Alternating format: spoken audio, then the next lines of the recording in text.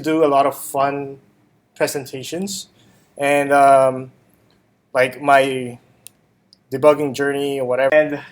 But I know because I'm coming back Modal, right? So who here know what Modal is? See, so I guess this is still important. So Modal is again correct. It's a pop-up thing. So if you're a software engineer, web developer, you kind of have to know stuff in such a way that you can Google the keyword, right? So modal basically is whenever you click something, it pops up. That's called a modal. Modal. What do you mean? So like, for example, you're seeing like a car. That's called a car. Okay? Navigation bar, drop down, breadcrumbs, burger, sushi rolls. So the bottom is called as a modal? No. A good example would be like a website where you go and you log in and you go to delete something and something that pops up, hey, are you sure you want to delete that? And you're like, yes, that pop up. Okay. Yeah, like the alert function in Java. That's like pop up. advanced But CSS. no, not really. It's one of the basics ones, actually. It's just that we don't know the keyword. That's the problem. And then, let's see, slideshow. So, again, I thought nobody cares. And this was, I think, around May. And then I didn't present it yet. So, basically, creating a modal looks super hard. But again, with CSS, you have, as a web developer, you have to know Bootstrap. Because instead of trying to build your own CSS stuff to create this modal, you just have to import this Bootstrap. I didn't show where it is, but basically in the script tag, you just import the Bootstrap, and now you can have access to the Bootstrap classes. Let's say when you put modal something, this basically generates your pop-up. Okay? Again, with the Bootstrap, when you import it, you have access to Bootstrap classes. For example, button dash primary. That's a common way. Instead of like creating your own button, saying I style it at color blue. No, don't do that. Best practice is use Bootstrap with a class button dash primary. It immediately goes blue. Why? Because you don't want to put in OK button or confirm button with color red, right?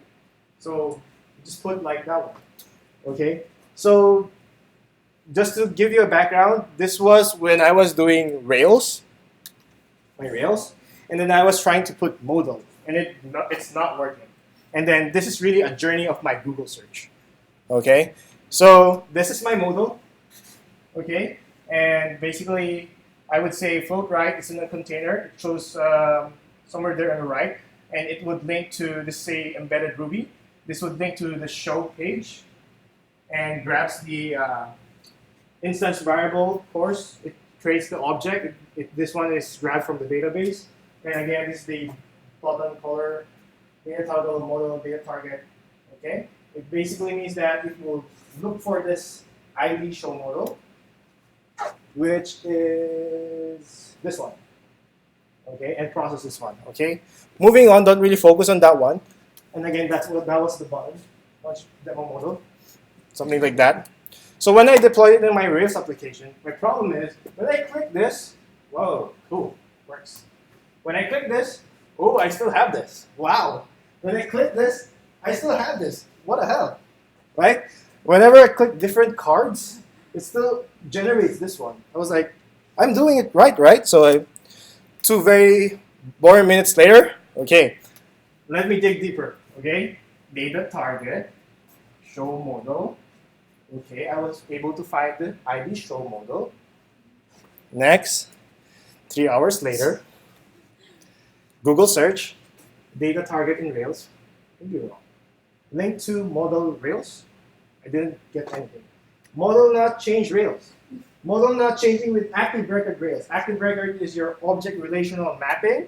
If you remember in Django, you don't really need to create your own SQL queries. You could create a different kind of code syntax to query on the database. This is a Rails ORM. And another Google search, ID based on ID Rails. Does that make sense, right? So, more Google search, HTML ID with active record ID. Modal is showing single. Wow, that's very wow. Modal is showing the same form. So, no. DB item to HTML ID. So, I know a lot of people get lost at this as well. Rails add ID to HTML ID selector. Man. So, okay. Try to find another thing. Same data target. Maybe let's concatenate this. The hashtag goes to the ID, right? And let's try to grab this object course. I do show the course ID, right? And this is just a function to string. Maybe I need to stringify it, right? And then pass it to here. Okay, and then still does not work. So I tried ERB div class, embedded Ruby div class, div tag, Rails content tag, modal Rails. How much NBA referee salaries? I'm getting bored already. API for Seattle bus times. Reggie Bullock. Why are East teams weaker? So you gotta get lost as well with your Google searches, right?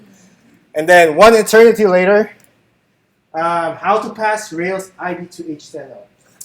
Map my model to different ERB ID, ERB instance variable as identifier, ERB instance variable as HTML identifier, pass instance variable to model, data target in Rails instance variable. You kind of know that's I'm really struggling so hard.